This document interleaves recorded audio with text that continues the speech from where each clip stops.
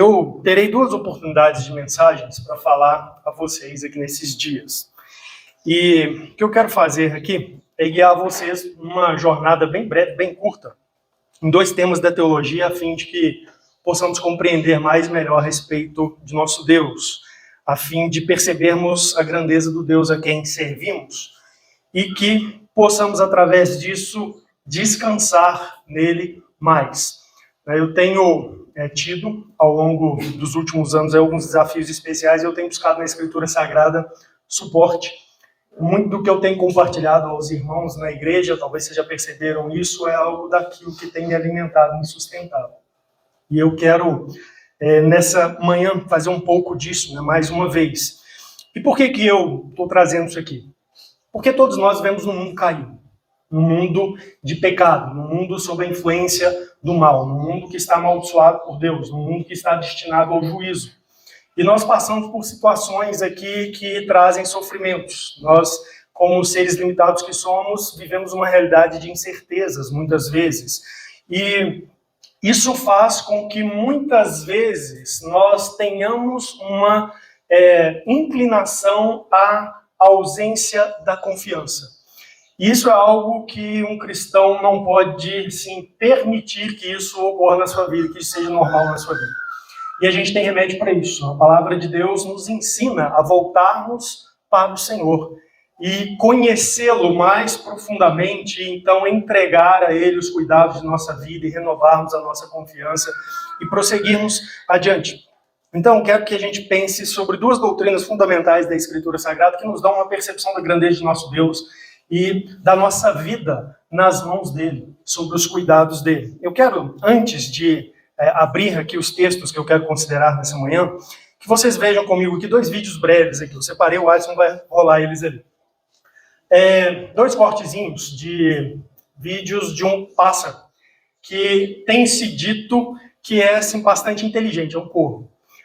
Então, se você observar aí, você vai ver o primeiro vídeo onde esse animal ele tem um propósito, ele tem um plano que é de alcançar a água para a sua saciedade. E para fazer isso, então, ele vai usar meios. Ele vai usar as pedras ali para fazer com que o nível da água suba e ele possa, então, concretizar aquilo que ele planejou, que é beber a água, que é saciar a sua sede. Observe aí a perícia do animal executando esse projeto, esse plano. À medida que ele vai colocando as pedras, a água vai subindo o nível e alcança o bico dele, ele pode saciar a sede. Tem um segundo vídeo aí, que é também de um corvo. E ali eles fizeram o seguinte, puseram na beira de uma parede uma espécie de tubo transparente, colocaram, me parece que uma semente, alguma coisa ali que ele deseja alcançar. E ele vai, então, para executar esse plano, que é alcançar esse objeto, ele vai usar de meios para fazer isso. Ele vai engenhosamente usar ali um graveto, colocar o graveto ali bem na ponta e ir empurrando aos poucos para que a semente possa cair e estar ao alcance dele. Engenhoso, não é?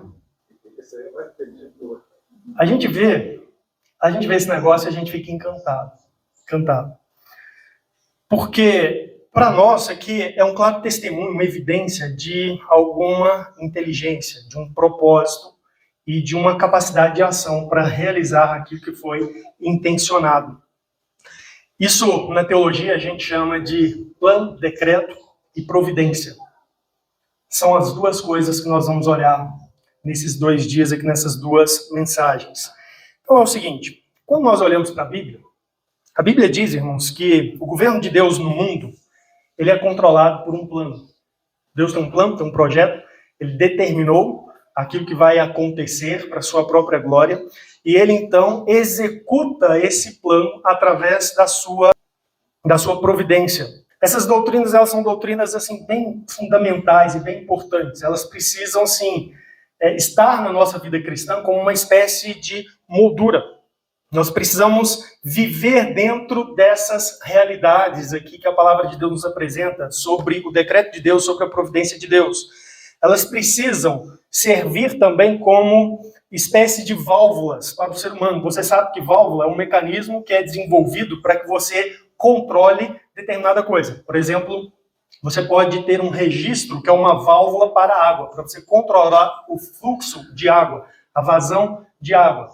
E o ser humano, ele possui, por exemplo, emoções e sentimentos que precisam ser controlados. E nós vivemos numa época onde as pessoas, assim, estão passando aperto para lidar com essas coisas.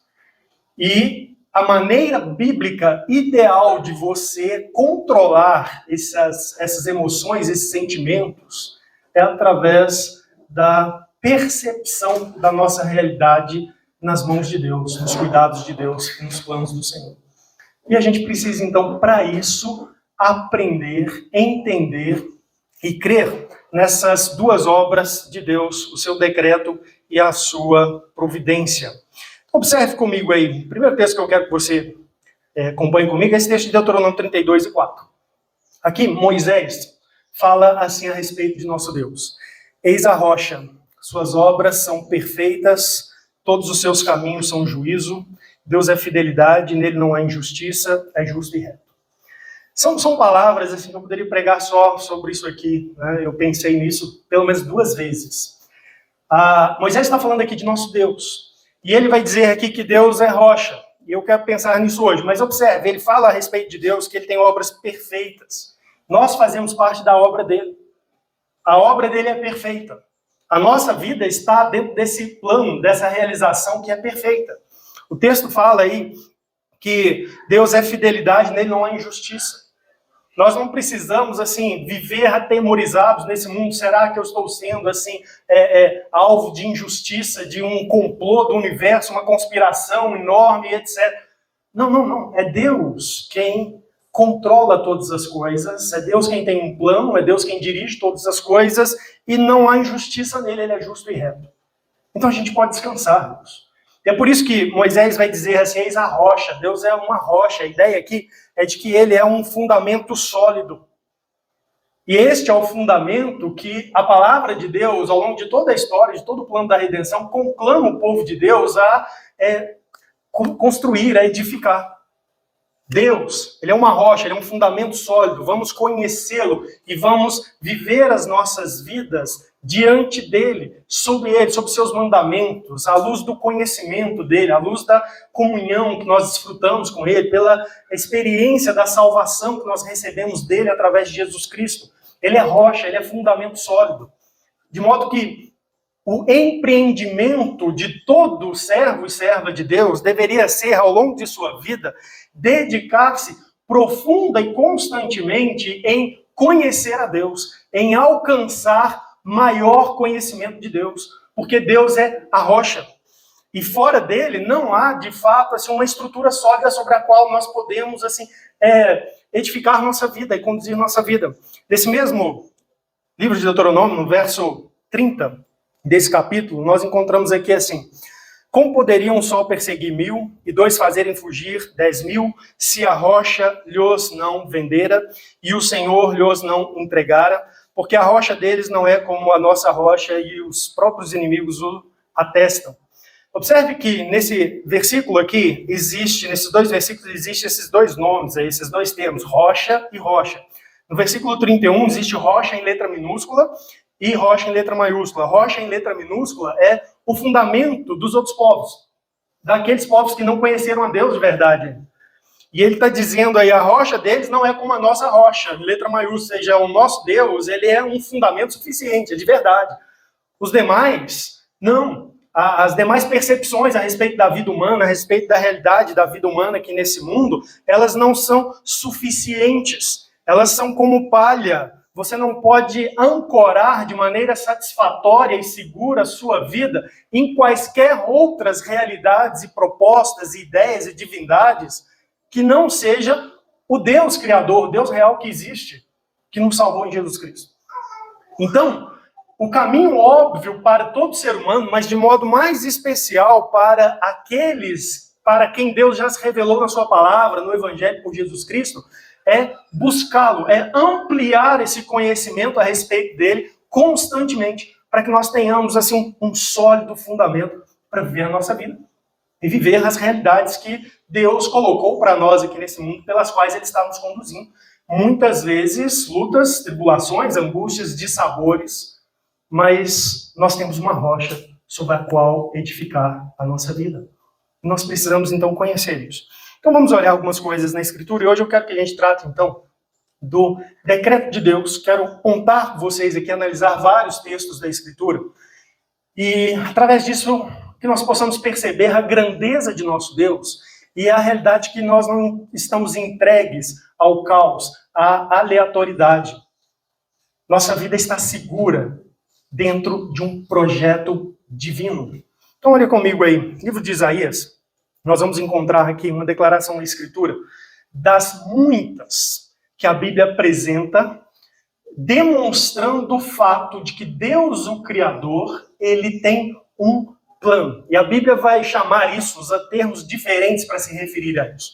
Ela vai falar de plano, ela vai falar de desígnio, ela vai falar de conselho, ela vai falar de decreto, ela vai usar palavras como predestinação, ela vai usar palavras como determinação, e todos esses termos comunicam a realidade de que Deus, ele tem um plano para a realidade criada toda, não parte dela, mas toda ela, para toda ela.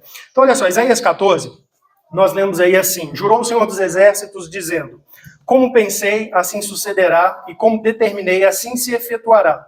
Quebrantarei a Síria na minha terra, e nas minhas montanhas a pisarei, para que o seu jugo se aparte de Israel, e a sua casa se desvie dos ombros dele.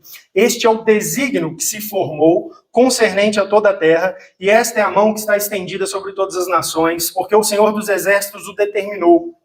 Quem, pois, invalidará? A sua mão está estendida, quem, pois, a fará voltar atrás? Então, observe aqui que Deus, através de Isaías, anuncia o que ele vai realizar com um povo, uma nação, que é a Síria. E a declaração é que Deus vai realizar aquilo porque ele determinou, porque este é o desígnio que ele formou. E observe que o tempo aí é no passado, é uma realidade que já aconteceu. Não é algo que Deus está agora pensando, naquele momento da história, nas interações daquela nação com o povo de Israel. Deus estava pensando, bem, o que eu vou fazer com este povo agora? Não. Esse é o desígnio que Deus formou, uma realidade já preconcebida, determinada por Deus, e aquilo então que ele faria na condução da história naquele momento é exatamente aquilo que Deus havia decretado, anunciado, concebido antes de todas as coisas, antes de criar todas as coisas. Isaías 46, nós encontramos aqui a Bíblia dizendo assim: lembrai-vos das coisas passadas da antiguidade, que eu sou Deus, não há outro, eu sou Deus, não há outro semelhante a mim, que desde o princípio anuncio o que há de acontecer, desde a antiguidade as coisas que ainda não sucederam, que digo, o meu conselho permanecerá de pé, farei toda a minha vontade. Observe que aqui Deus diz que o conselho dele permanecerá de pé, o conselho, uma realidade que já existe, que já foi determinada. O que está por trás dessa ideia de conselho? É a ideia de que pessoas determinaram um curso de ação a partir de opiniões. Conselho. Quando, por exemplo, reis vão tomar ali decisões e chamam seus conselheiros, e ele toma decisão à luz daquilo que é informado a ele, e ele determina, vai ser assim, vamos fazer dessa maneira, um conselho. A palavra de Deus vai muitas vezes se referir ao plano de Deus para o seu povo como um conselho, porque na eternidade 3 pessoas divinas conversaram e ajustaram o que nós vamos fazer com esse mundo que nós vamos criar. Nós vamos fazer dessa maneira e nós vamos levá-lo a este fim, desta forma, através desses meios. Um conselho foi proposto ali, foi estabelecido. Então a Bíblia dá essa declaração, esse testemunho em vários textos. Olha só, o povo de Deus, no Antigo Testamento, os crentes de verdade, homens como Jó, eles tinham uma concepção assim, muito clara de Deus e do decreto, do plano de Deus. Por exemplo, Jó, em capítulo 42, diz assim um texto, palavras de Jó. Então Jó respondeu ao Senhor: bem sei que tudo podes, e nenhum dos teus planos pode ser frustrado. Jó é um cara que acreditava que Deus, o Criador, ele criou esse mundo a partir de plano, um plano concebido por ele e que seria levado a cabo, não poderia ser frustrado. Jó servia o mesmo Deus que eu sirvo. E eu espero que o mesmo Deus que todos vocês servem. Um Deus que é soberano sobre todas as coisas e que concebeu toda essa realidade antes de criá-la, antes de colocar esse mundo em existência. Versículo de número 3. Quem é aquele, como disseste, que sem conhecimento encobre o seu conselho? Na verdade, falei do que não entendia, coisas maravilhosas demais para mim, coisas que eu não conhecia. Jó está confessando aqui, o Senhor tem um conselho, ele tem um projeto, um plano, ele determinou, minha vida faz parte disso. Eu especulei demais, falando de coisas que estão além do meu conhecimento. Eu não sei os detalhes desse plano de Deus, mas eu sei que Deus tem esse plano. E que ele não pode ser frustrado. Essa é a realidade do mundo do qual nós fazemos parte. Efésios, o apóstolo Paulo ensinou isso à igreja. A igreja recebeu essa mesma doutrina no Antigo Testamento, porque nós servimos o mesmo Deus. Deus Criador e Redentor em Jesus Cristo. Diz assim, em Efésios 1, Paulo escreve assim, nele, digo, no qual fomos também feitos herança, predestinados segundo o propósito daquele que faz todas as coisas, conforme o conselho da sua vontade. Paulo está dizendo para a igreja, olha, nós fomos predestinados. A nossa realidade quanto à salvação, ela foi definida, né, por Deus, que faz todas as coisas conforme o conselho da sua vontade. Ou seja, a predestinação de uma pessoa tem a ver com a vontade de Deus, com o conselho da vontade de Deus. É aquilo que Deus determinou, faz parte desse plano, do projeto de Deus. Então, irmãos, quando nós olhamos para a Escritura, são incontáveis as declarações bíblicas de que, de fato, Deus, o Criador, ele tem um plano para toda a sua criação. Ele tem um conselho, um desígnio para tudo aquilo que faz parte dessa realidade criada. O teólogo Strong, ele diz assim, um plano eterno, por meio do qual Deus tornou certos todos os acontecimentos do universo, passados, presentes e futuros. É isso que a Bíblia apresenta para nós. É esse Deus que a Bíblia apresenta para nós. E eu quero então que a partir disso você pense o que isso nos fala a respeito de Deus. Qual a grandeza desse Deus? A mente dele, a capacidade da mente dele. O seu poder, porque nenhum de seus planos, como Jó disse, pode ser frustrado. Então, junto com a grandeza da sua mente, da sua capacidade, existe também um poder que é majestoso, pelo qual ele levará a cabo tudo aquilo que ele determinou. E aí você precisa pensar, bem, então, se toda a realidade ela está dentro desse plano, desse decreto de Deus, qual é o tamanho desse mundo? Pense em termos de extensões. Nós estamos numa época onde nós conhecemos um pouco mais as extensões do universo criado por Deus, as dimensões disso. E é uma coisa assim extraordinária, uma coisa assim difícil de ser concebida ao nosso pensamento. Eu não sei se você já viu algumas comparações de distância ou de tamanho, por exemplo, de corpos celestes. Né? Nós temos o Sol é desse tamanho, né? A Terra perto do Sol, essa bolinha pequenininha, mas você tem uma outra estrela que sei lá, 500 vezes maior que o Sol em massa, etc. E nós vamos, através disso, palpando o universo para tentar perceber a grandeza que é essa realidade criada. E a Bíblia nos ensina que nosso Deus está por trás de tudo isso, ele concebeu tudo isso antes de fazer. A gente precisa pensar nosso Deus assim. Nosso Deus não é pequeno. A diversidade das coisas que Deus fez aqui nesse mundo, diversidade de materiais, a diversidade das propriedades das coisas, dos seres vivos. Eu não gosto de ir no comércio, mas tem um comércio que eu gosto de ir, mas não para comprar. Eu vou geralmente acompanhando a Patrícia ou minha mãe, já foi algumas vezes, que é aquelas lojas de tecido. Eu fico encantado com a diversidade das coisas. Você toca os tecidos, as texturas, o brilho, né, o design, as estampas, é uma coisa assim quase que infinita para a mente numa loja pequena de tecido. E o mundo criado por Deus é muito maior que isso, muito mais vasto que isso, muito mais diverso que isso, muito mais permeado de propriedades diferentes, distintas em cada um dos elementos que Deus fez, os seres vivos que Ele criou. A Escritura Sagrada tem textos que nos convidam a examinar seres vivos que Deus criou para que a gente possa, através deles, perceber a grandeza de Deus. Deus faz isso com Jó, o livro de Jó. Contempla aqui o Belmonte. Olha aqui a força, o poder que eu coloquei nessa criatura. Eu que fiz. Deus concebeu essas coisas todas. as interações entre os seres humanos e os seres vivos, entre seres humanos e outros seres humanos. Tudo isso está dentro desse plano de Deus. Você lembra que hoje nós estamos aí com mais de 7 bilhões de pessoas na Terra, num mundo globalizado, onde as interações elas são em tempo reais e elas se multiplicaram a nível exponencial.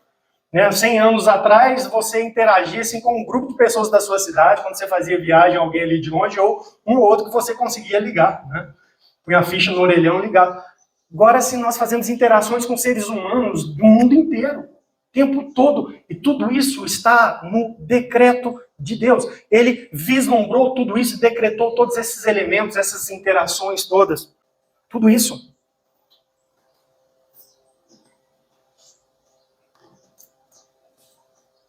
O que nós vivemos em família está no decreto de Deus.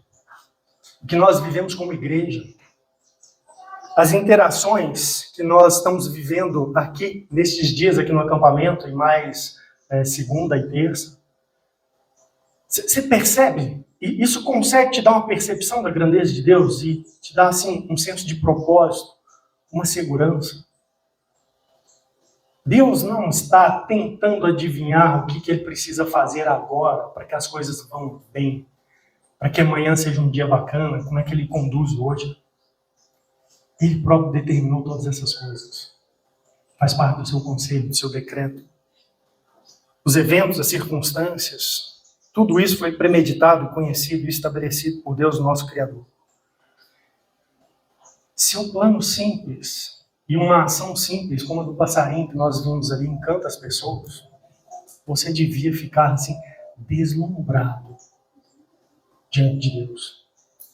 Quando nós vamos à Escritura, e a Escritura nos faz contemplar Deus nessa grandeza, nessa majestade, isso deveria levar-nos aos seus pés, em temor santo, em adoração e em fortalecimento, de modo que saiamos dos seus pés com força, com coragem, porque esse é o Deus que nós servimos. Mais um elemento para a gente pensar nisso, as profecias preditivas. Profecia preditiva é aquela em que homens de Deus, profetas de Deus, eles anunciam eventos futuros com antecedência, ou seja, falaram de eventos que iriam ocorrer antes desses eventos acontecerem. E quando nós olhamos para a Escritura Sagrada, a Bíblia vai nos dizer que isso é a evidência do plano eficaz e eterno de Deus, do decreto eterno de Deus. Ao contrário do que muitas vezes as pessoas pensam, que Deus anuncia coisas e aí ele começa a agir, correr atrás para ele tentar realizar aquilo que ele anunciou. Meio que foi precipitado. Chamou lá o profeta Elias e fala, acabe aí que não vai ter chuva, agora vou dar um jeito para não chover mesmo. Mas quando nós olhamos para a Escritura atentamente, o que a Bíblia vai nos mostrar é que Deus, sim, ele levanta profetas e ele anuncia eventos com antecedência, porque ele determinou esses eventos que ainda acontecerão.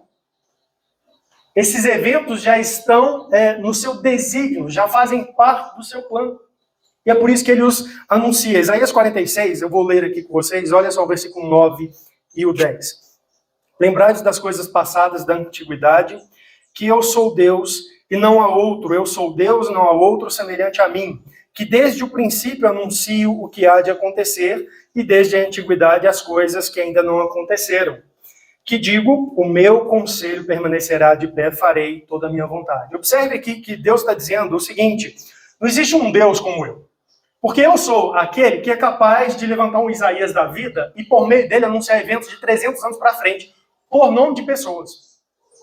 Mas, por que isso acontece? Ele explica com essa frase, o meu conselho permanecerá de pé. Eu falo porque aquilo que eu estou dizendo é o meu conselho, e ele permanecerá de pé. Eu sei e anuncio porque é o que eu quero fazer, o que eu determinei fazer, e eu levarei isso a cabo, farei toda a minha vontade. Eu tenho poder para realizar aquilo que eu desejo, que eu estabeleci.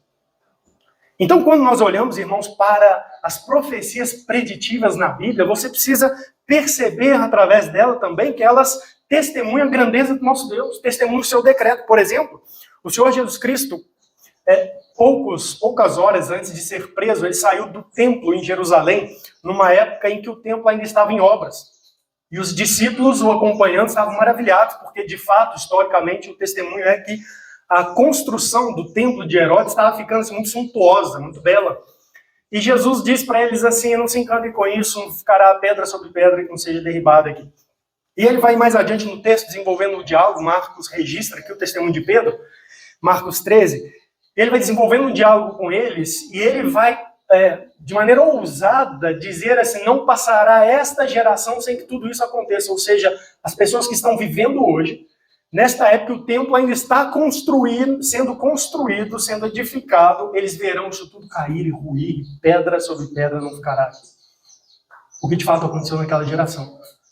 No ano 70, com o cerco de Jerusalém, a conquista da cidade, a derrubada completa do templo. Aconteceu naquela geração. E por que Jesus é capaz de dizer isso? Porque ele, a partir daquele anúncio, agora eu vou ter que dar um jeito de fazer isso. Ele começou a trabalhar para que aquilo realizasse. Não. É anterior a isso. Aquilo já estava no decreto de Deus. É por isso que Jesus pôde antecipar o evento com tamanha clareza. E assim é. Na Escritura Sagrada você vai ter assim, profecias assim, maravilhosas. O profeta Daniel recebeu a visão, né, o entendimento da visão da estátua de Nabucodonosor, que antecipou os próximos grandes reinos da humanidade ao longo dos próximos séculos. Depois da Babilônia, a Pérsia, a Grécia e Roma. Profetizou a chegada do reino de Deus no mundo através de Jesus Cristo, ruindo todos aqueles sistemas e passando a dominar o mundo inteiro, crescendo, se expandindo para o mundo inteiro. Por que Daniel anuncia aquilo com tanta firmeza, ou Deus fala através de Daniel? Porque esse é o plano de Deus. É isso que a Bíblia mostra para nós. Então o futuro está seguro, porque ele é a expressão do decreto, do desígnio de Deus. O nosso Deus é majestoso, ele é grandioso. O amanhã não está entregue ao acaso, à sorte ou ao azar. A realidade que a Bíblia mostra para nós, irmãos, é que não há aleatoriedade. Quando eu era adolescente, eu já estava lembrando disso, conversando com o Pablo e com o Filipe. Tinha uma música, uma banda que fez um pouco de sucesso, aí, uns 80 e 90. E tinha uma música deles, assim, eu lembro que os adolescentes cantavam no recreio, violão e tal. E tinha a frase: o acaso vai me proteger enquanto eu andar distraído. Isso assim, é a frase assim, mais anticristã, bíblica e mentirosa, enganosa que existe. Não existe acaso, não existe aleatoriedade. O que existe é um Deus soberano que determinou, que tem um desígnio e que está conduzindo pela sua providência toda a realidade a fim de que o seu plano se cumpra, se estabeleça. É isso que existe. Essa é a realidade que existe. Por isso eu gosto de cantar. Antes do Daniel me chegar, o Daniel vai cantar a última música. Nós vamos cantar essa aqui. Eu gosto de cantar aquele hino antigo que diz assim: as tuas mãos dirigem o meu destino. Olha como que é diferente. As tuas mãos dirigem o meu destino. E em vez de andar distraído, nós percebemos isso e descansamos e afirmamos. E é bom que seja assim. E é bom que seja assim. Mas vamos examinar isso um pouco mais próximo da realidade individual nossa aqui. A Bíblia vai trazer elementos que descrevem o decreto de Deus de uma maneira assim, muito próxima da realidade de cada ser humano. Por exemplo, Salmo 139 é um dos textos da Escritura que, com muita clareza, testemunha que Deus estabeleceu por decreto a nossa vida, a nossa existência. Já pensou nisso? Você existe porque um dia Deus pensou em você. E Ele trouxe você à existência através de uma série de processos na condução dele providencial do mundo. Mas você não é um ser aleatório nesse mundo, de jeito nenhum. De jeito nenhum.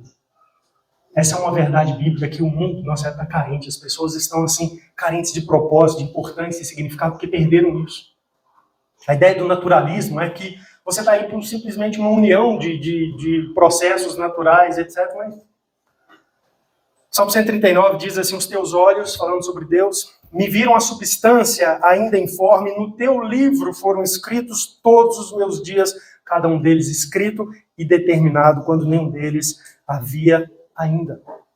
Olha o que a Bíblia fala sobre o ser humano. O que Davi está dizendo sobre ele. Ele está dizendo que no livro de Deus, ou seja, isso aqui faz parte do que Deus estava escrevendo, do que ele estava designando. No livro de Deus foram, observe o tempo passado. Davi não está dizendo assim, está sendo escrito agora, à medida em que eu vou vivendo, Deus está ali operando junto. Não. Ele diz que foram. O livro de Deus já está escrito, é algo acabado, foi escrito.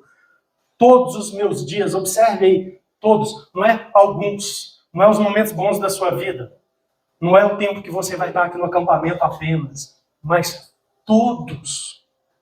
E olha a percepção que isso dá para a nossa vida aqui nesse mundo. Não existe um momento sequer, um dia sequer da sua vida em que você não está sob o amparo de Deus, o cuidado de Deus, cumprindo a realidade que Ele determinou.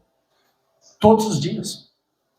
Cada um deles escrito e determinado. Observe que Deus não apenas assim pensou, ou se apercebeu, se antecipou a como que o Davi vai viver cada um dos dias dele. Não. Na verdade, Deus escreveu determinando. Ele vai viver assim.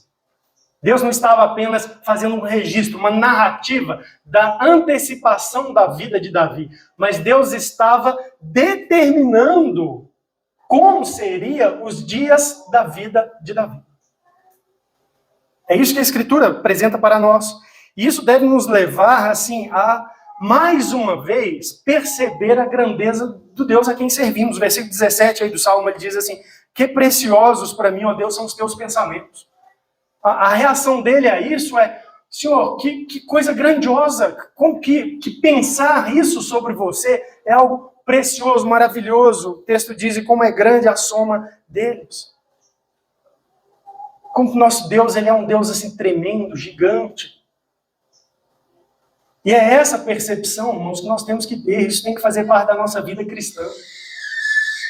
Nós precisamos perceber, esse é o Deus a quem nós servimos. E nos dobrar diante dele em reverência, em temor, e servir a ele com confiança e alegria. Provérbios 16, a palavra de Deus diz também assim, o Senhor fez todas as coisas para determinados fins, até o perverso para o dia da calamidade. Observe, a existência das pessoas ela não é aleatória. Deus fez até as pessoas ímpias, os perversos, para o dia da calamidade. Ou seja, cada um que existe nesse mundo está dentro do plano, do propósito de Deus. Então, não foi sorte sua existir, ou, como alguns dizem, em alguns momentos da vida, lamentando coisas, é um azar, né, estar vivo. Não é sorte nem azar você existir, você estar vivo. Na verdade, foi determinação de Deus. E Deus determinou não só a sua existência, mas cada pedacinho dela, como ela será. Tem um texto maravilhoso na Escritura, que é João 21, que João registra aí uma conversa de Jesus com Pedro e com João. Diz assim, versículo 18, em verdade te digo que quando eras mais moço, tu te cingias a ti mesmo e andavas por onde querias. Quando, porém, fores velho, estenderás as mãos e outro te cingirá e te levará para onde não queres. Disse isso para significar com que gênero de morte Pedro haveria de glorificar a Deus. Depois de assim falar, acrescentou-lhe, segue-me. Então Pedro, voltando-se, viu que também o ia seguindo o discípulo a quem Jesus amava, no caso aqui é João, o qual nascia e se reclinara sobre o peito de Jesus e lhe perguntara, Senhor, quem é o traidor? Vendo-o, pois, Pedro perguntou a Jesus, e quanto a este? Respondeu-lhe Jesus, se eu quero que ele permaneça até que eu venha, que te importa quanto a ti segue? Olha que coisa extraordinária. Jesus antecipou para Pedro como é que seria a vida dele, que ele chegaria na velhice, mas que ele seria preso, que ele seria crucificado. A descrição aqui era uma maneira comum da época de falar, da maneira de falar, né, da crucificação de uma pessoa. E Jesus antecipa isso aqui para Pedro. E Pedro, então, pergunta sobre João, né, e este, né, que segue desse. E Jesus não fala, mas ele poderia ter falado.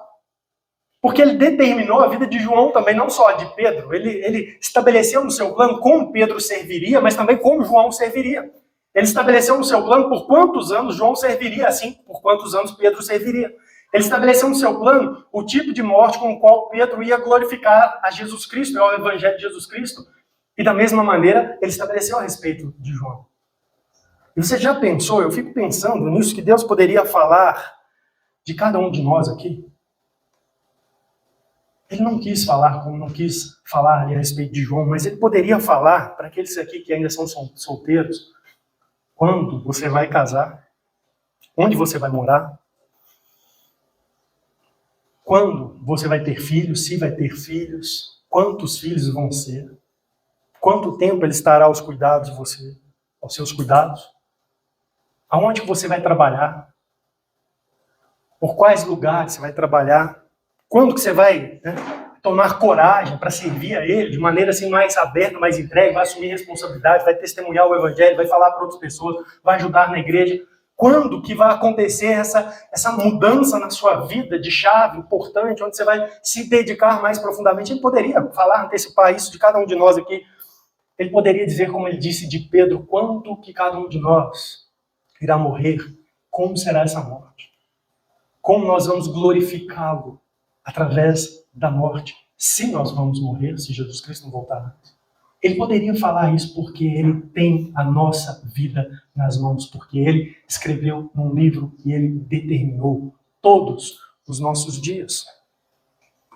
E é por isso que nós lemos textos como Jeremias, que diz assim: a mim veio a palavra do Senhor dizendo, antes que eu te formasse no ventre materno, eu te conheci, e antes que saísses da madre, te consagrei e te constituí profeta das nações. Deus, ao longo da história, foi revelando essas coisas a um e a outro, mas ele poderia fazer isso qualquer um, como fez com Jeremias, como fez com o apóstolo Paulo, está em Gálatas, eu pus o texto aí. Deus conhece as pessoas, e Deus chama, Deus consagra, Deus dá uma responsabilidade, ele já tem tudo isso planejado, designado, desde a eternidade.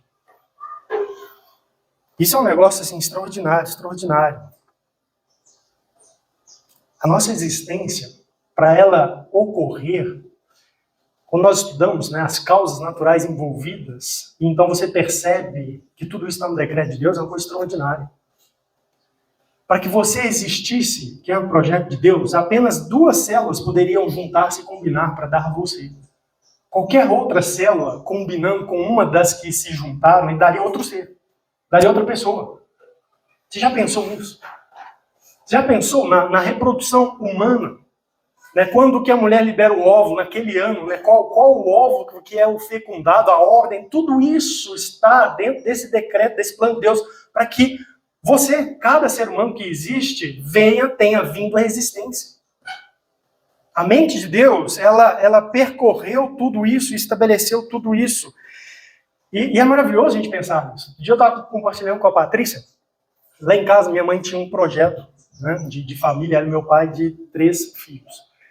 E o que aconteceu é que, antes da minha irmã mais velha, minha mãe teve 2 gestações que foram abortadas. Eu estava imaginando aí, dias atrás. Imagina se Deus tivesse dado essas 2 gestações, mais a minha irmã mais velha, eu sou o segundo. Eu, no projeto, iria ficar de fora, eu não existiria. Você percebe? E aí você olha para a Escritura e você vê a Bíblia dizendo que cada um daqueles que existem está no plano de Deus.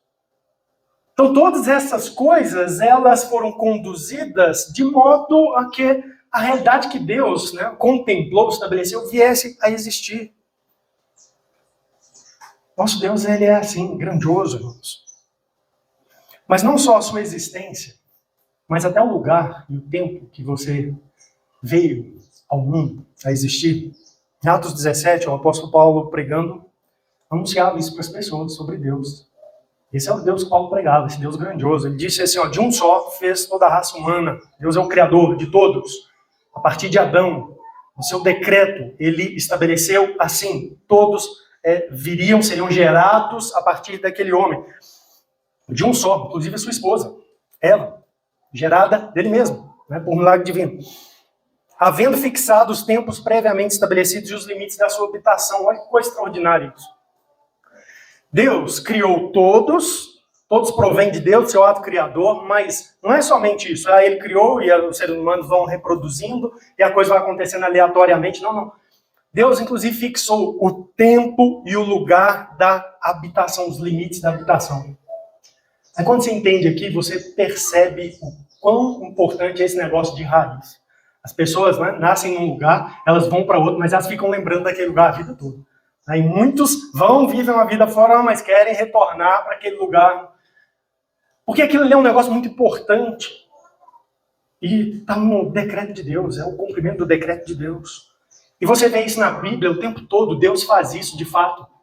Deus não criou Adão, soltou ele, não, o planeta Terra girando, e ele soltou ele, vamos ver onde ele cai. Não, não. A Bíblia diz que Deus o levou para aquele lugar especial preparado por Deus, plantou um jardim, pôs ele lá, fixou o limite da habitação dele. Na história, né, da redenção, a humanidade se corrompeu e numa geração corrupta, Deus tinha o Noé. Um Noé para, por meio dele, preservar toda a raça humana. Não foi assim, nossa, agora deixa eu ver se sobrou um, e aí eu vou tentar salvar a partir de um. Não, Noé foi posto naquela época. Para isso, Deus fixou os tempos, os limites da habitação. Jesus como homem, nasceu dentro de um plano, de um local, de um tempo fixado. Se você se lembrar, Mateus, quando os magos vieram do Oriente e perguntaram a Herodes onde vai nascer o Messias, foi dita a resposta em Belém da Judéia, consultando a Escritura. Tinha um lugar fixado. A palavra de Deus vai nos falar lá em Gálatas, o apóstolo Paulo, dizendo assim, vindo, porém, a plenitude do tempo, Deus enviou o seu filho, nascido de mulher, nascido sob a lei, para resgatar os que estavam sob a lei, a fim de que recebêssemos a adoção de filhos. A plenitude do tempo, vindo a plenitude do tempo. Essa expressão se refere a um tempo específico, pré-determinado. Jesus entra no mundo, ele se encarna ali no ventre de Maria, miraculosamente, de acordo com o plano, o decreto de Deus. Nosso Deus fixou os tempos e os limites da habitação dos seres humanos. E aí você precisa pensar nisso. Uau! Como que Deus foi bondoso comigo nesse decreto? Porque, você já imaginou? Nós todos que estamos aqui, nós temos um privilégio em comum. Nós nascemos numa época, em um lugar, ao qual nós fomos facilmente expostos ao Evangelho, tivemos acesso ao Evangelho. Você já pensou nisso? Isso quando eu penso. Se você tivesse nascido no Brasil antes de 1500, você não teria acesso ao Evangelho, não. Você passaria toda a sua vida procurando um Deus nas árvores, no sol, na lua, Tupã, etc., e insatisfeito e longe do verdadeiro Criador. Mas Deus não fixou o tempo para o seu nascimento naquela época.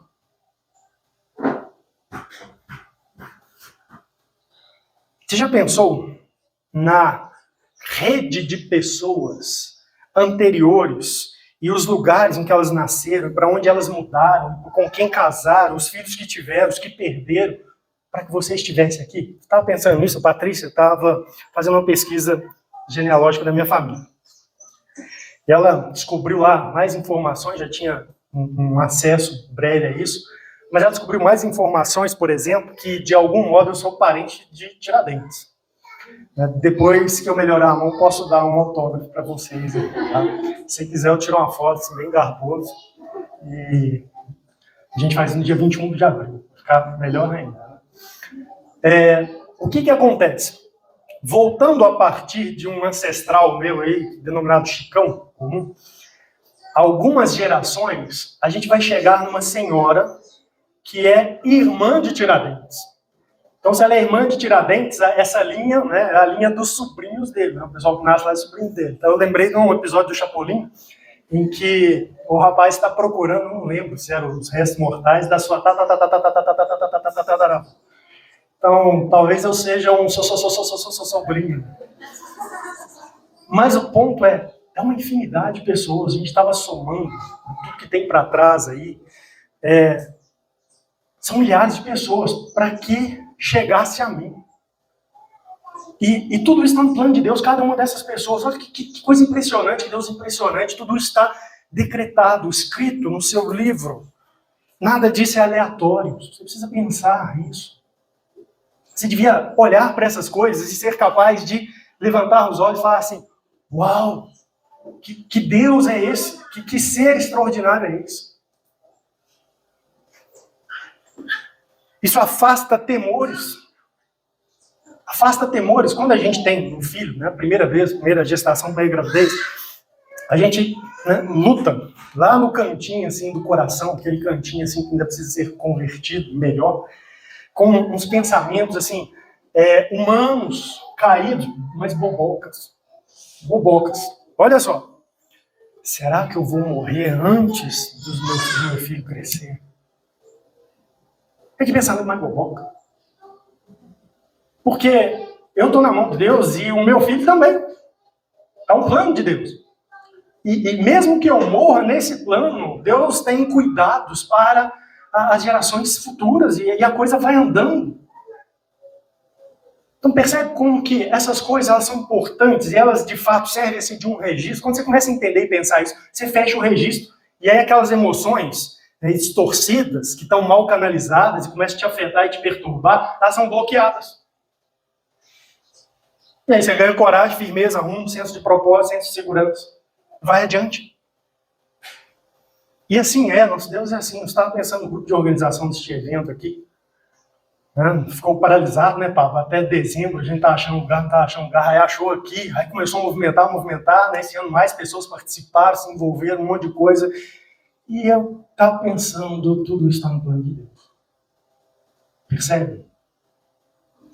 Eventos contingentes é um nome que a gente dá na filosofia e na teologia para eventos que são resultados da ação humana, mas que não foram intencionados pelo ser humano. Deixa eu te dar um exemplo. Imagina que você estivesse vindo de carro de Lafayette para cá, e na sua condução, você está dirigindo um carro, você passasse num prego e furasse o pneu. Você não intencionou aquilo. Você não queria, né, ter um pneu furado no meio do caminho, na estrada. Mas, por causa da sua má condução, falta de atenção, você passou no prego e furou. A gente chama isso de um evento contingente, ou seja, ele aconteceu sem que você tivesse a intenção, né, de que aquilo ocorresse. E quando a gente olha para a Escritura Sagrada, a Bíblia vai dizer, inclusive, que todos esses eventos, eles estão dentro do plano, do decreto e da providência de Deus. Por exemplo, Gênesis 50, quando José responde aos seus irmãos, ele vai falar a eles assim: não temais, acaso estou eu no lugar de Deus? Vós, na verdade, intentastes o mal contra mim, porém Deus o tornou em bem para fazer, como vedes agora, que se conserve muita gente em vida. Olha que coisa. Os irmãos de José intencionaram que ele, depois de anos, alcançasse um lugar relevante no Egito? Nunca, jamais. Eles queriam a morte dele, depois, por intercessão de um irmão que teve um pouco de compaixão, resolveram entregar a desgraça completa de uma escravidão. Aquilo ele nunca foi intencionado por eles, que décadas depois ele chegasse no Egito e o seu próprio irmão fosse o nobre de maior autoridade ali. Mas aquilo está no plano de Deus e José tinha essa consciência clara, aquele evento contingente fez parte do plano de Deus. Deus tornou o mal que você fez em mim.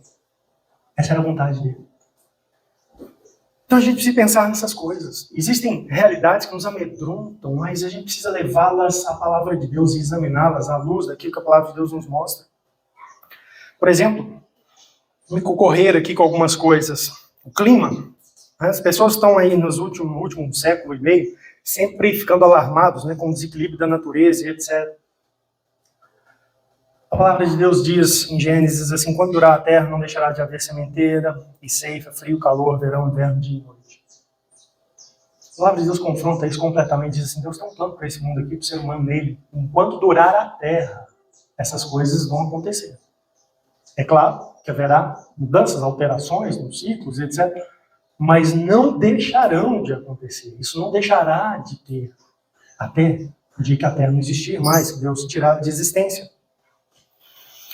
E assim irmãos, as enfermidades, as catástrofes, todas essas coisas fazem parte do plano de Deus. Agora, é importante a gente observar e considerar que, apesar da Bíblia ensinar esse plano de Deus, esse decreto de Deus, a Escritura ela não ensina um tipo assim de determinismo fatalista, de jeito nenhum.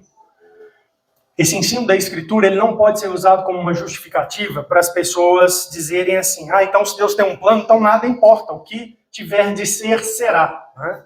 Aprenderam isso não com a Bíblia, mas com a Xuxa. O que tiver de ser, será. Não.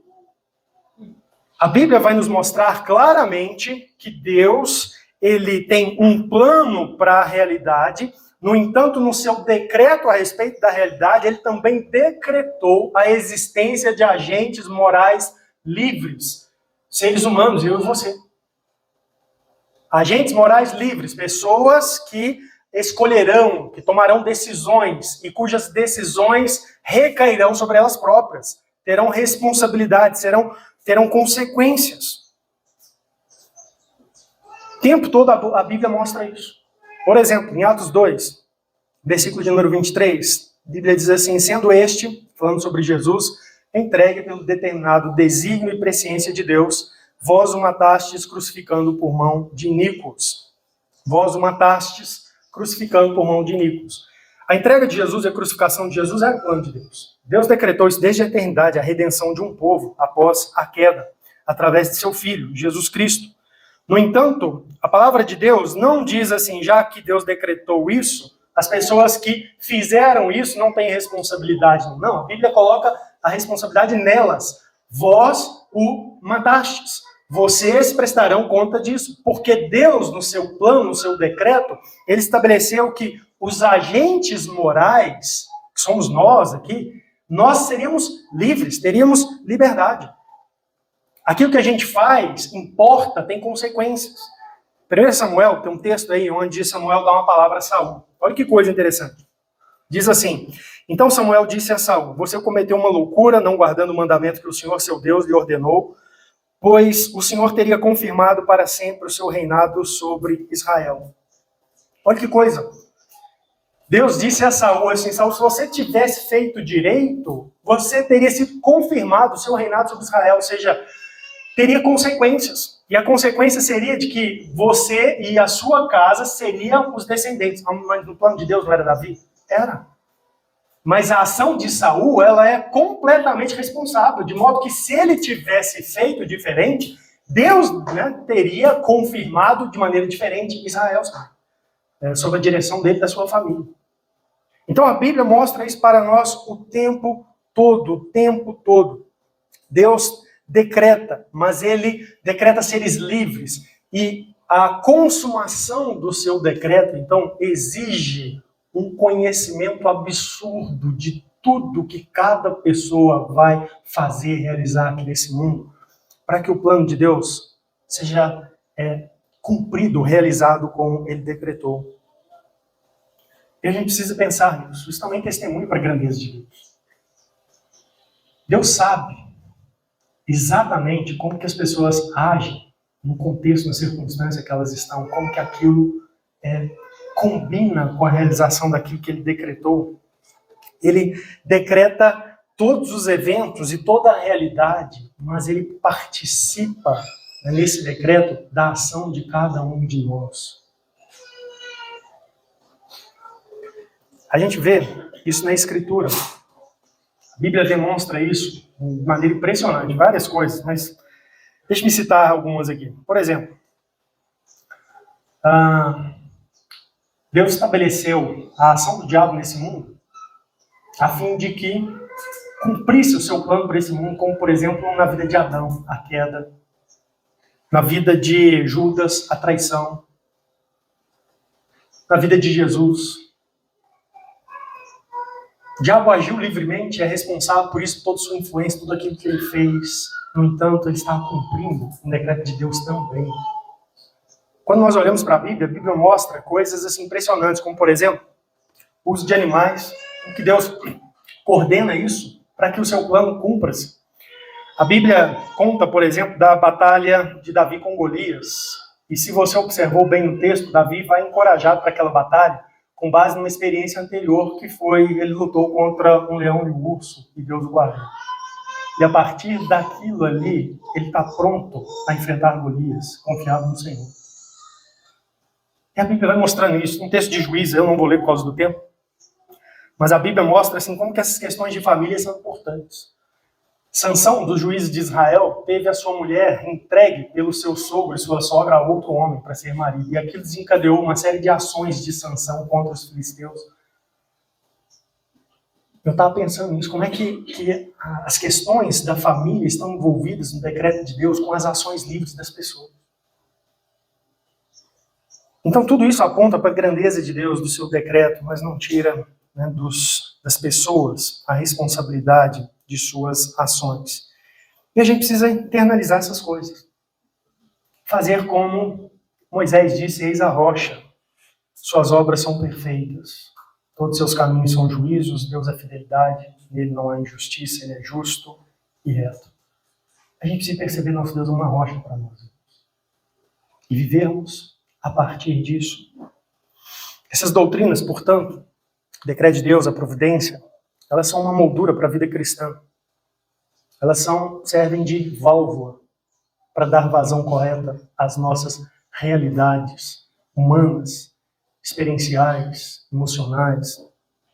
Eu queria, então, te convidar a buscar conhecer Deus mais profundamente como um compromisso de vida, até Ele te chamar aqui. Eu quero te convidar a fazer isso, mas não só a fazer isso, a levar a realidade da vida humana ao crivo dessas doutrinas, sempre. É isso que os servos e as servas de Deus têm feito ao longo da história e têm encontrado conforto, consolo, esperança, ânimo. Use as lentes que a Escritura te dá para você entender a sua realidade.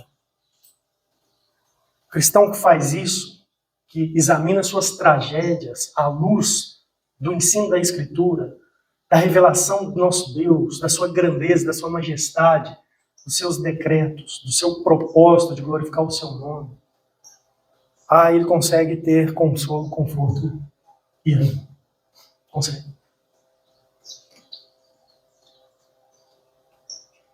Afaste sua vida de todo qualquer pensamento determinista. Nós temos uma tendência muito fácil de cair nesse pecado. A coisa não dá certo, era a vontade de Deus. Afaste de sua vida toda a tendência a esse tipo de pensamento fatalista. As nossas vidas têm que ser vividas com responsabilidade, as nossas escolhas implicam em responsabilidade, em consequência, de modo que você precisa ser prudente, de modo que você precisa edificar intencionalmente sua vida espiritual, emocional, social, financeira, à luz daquilo que a palavra de Deus ensina, porque terá consequência. Pense nas suas orações. Isso tem implicação para a nossa oração. Nós oramos a um Deus que é grandioso, cuja resposta de oração faz parte, na verdade, do seu decreto. A resposta de oração que Deus dá a nós não são uma manifestação de uma vontade, de uma percepção limitada que nós fazemos. Né? Nós oramos por algo que está acontecendo conosco. Você quer que aquilo seja mudado, resolvido. Mas quando Deus responde uma oração, Ele não faz isso à luz da necessidade do momento que te levou a orar. Na verdade, Deus, Ele responde e aquilo é uma expressão daquilo que Ele já designou, daquilo que Ele já decretou, a partir do seu conhecimento pleno, da sua vontade, desde a eternidade. E é fácil de ver isso na Bíblia. Pense nas respostas de oração que a gente encontra na Escritura. Ana orou ao Senhor por Samuel. Deus respondeu a ela. Mas o desejo momentâneo de Ana era que ela tivesse um filho para criá-lo junto com seu marido, naquela situação ali de concorrência com uma segunda esposa que gerava filhos, e ela queria agradar o marido, ter a realização da maternidade. Mas a vida de Samuel foi muito além disso. Ele foi um menino escolhido por Deus, consagrado por Deus para servir ao Senhor desde Jó. Foi um dos grandes de Deus na história da humanidade. A Bíblia diz que o Senhor sustentou todas as suas palavras por toda a sua vida, a partir daquele chamado, à noite, ali na tenda. Percebe como que as respostas de oração, elas são muito maior do que aquilo que a gente está pensando, imaginando para o momento? A resposta à confiança de Davi ali naquela batalha contra Golias era muito mais do que simplesmente livrar Israel momentaneamente daquele perigo ali. Davi foi ali confiado no Senhor, mas a ideia ali era também claramente que Deus estava usando aquela situação para criar em Davi uma visibilidade, uma reputação, um senso de liderança para o qual ele já estava preparando como rei de Israel. Logo mais adiante você começa a ver os efeitos disso que Davi jamais imaginou. Israel começou a dizer assim, Davi matou os seus milhares, Saul matou os seus milhares, mas Davi os seus 10 milhares. E as pessoas começaram a olhar para ele como alguém em quem confiar. O decreto de Deus está muito além da nossa necessidade no momento. Deus responde às nossas orações assim. Nós não conhecemos, mas Ele sabe. Então eu quero que você medite nisso, no decreto de Deus, na grandeza disso e como que isso mostra para nós como que o nosso Deus é grande. E que você possa, com isso, aprender a viver de maneira mais confiada, mais segura, com menos medo, menos temor, com mais ousadia. Não ande distraído. Não ande distraído. Esteja atento a Deus e a sua grandeza. Enche a sua alma, seu coração do conhecimento dele. Que você possa declarar com confiança: as tuas mãos dirigem o meu destino. E é bom que seja assim. É bom que seja assim. Vamos ficar de pé para a gente orar?